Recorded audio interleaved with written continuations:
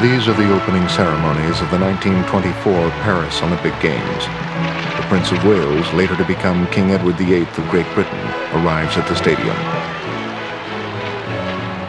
While the outstanding athlete of the Paris Games is Paavo Nurmi of Finland, winning 5 gold medals, there would be dramatic happenings for 2 members of the victorious Yale University 8-oar crew, selected to represent the United States in Paris. One was 6'4" Benjamin Spock, later to become Dr. Spock, author of the child care book that sold more than 40 million copies. Another was James Stillman Rockefeller, born in 1902, who was honored both as the captain of the Yale 8-oar team and the first Olympian to be on the cover of a national magazine. He was also responsible for Benjamin Spock earning an Olympic gold medal. I was a freshman at Yale, still high jumping from high school days. Not a very good high jumper. I barely made 5'6", which is ludicrous. It doesn't amount to anything. Anyway, I was walking past the part of the Yale gymnasium where the crew was practicing on machines. And this man sitting in front of me on a bench turned around, and I suddenly realized this is the captain of the Yale crew. I'm just a freshman. And he looked me up and down and said, "What sport do you go out for?" And I said, "High jumping." And he said, "Why don't you go out for a man's sport?" Instead of being insulted, I thought, hey, the captain of a crew thinks that I'm crew material.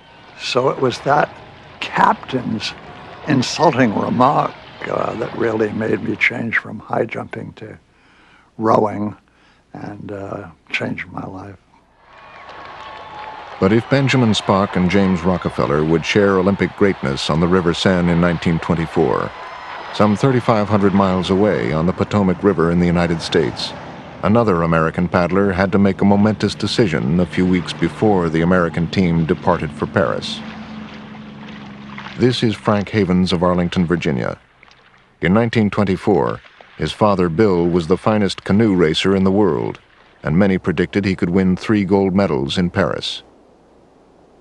While Bill Havens was training for the Games, he learned that his wife was expected to give birth to their child at the same time he was scheduled to compete in Paris. It was more important to me to see that my wife got along all right. Don't think she would have gotten along as easily as she did had I not been here. Finally, Bill Havens makes his decision. He gives up his place on the Olympic team. Later that summer, his son Frank is born. My dad was undefeated and untied in 1924 and 25 in one-man singles and one-man double blades. About that time, I imagine my dad found out that I was going to be born that summer, and so the idea of going to the Games and canoeing was kind of out of the question for him. Helsinki, Finland, the summer of 1952. 28-year-old Frank Havens is one of the finalists in the 10,000-meter Canadian singles canoe race. Myself and the Czech and the Hungarians were kind of in one pack, and then the rest of the field were together, and I was in third. And after I got around the turn, I tried to lengthen out a little bit to maybe save a little bit, and as soon as I would lengthen out, they'd be right on either side of me. I could see them out of either eye, and I knew we were breaking the world's record because there just wasn't any way to push that hard and not do it. I gave it all I had and didn't look anymore, and I think I won by 12 seconds or thereabouts.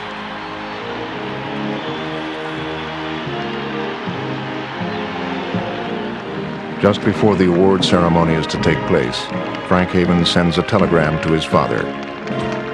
It reads, "Dear Dad, thanks for waiting around for me to get born.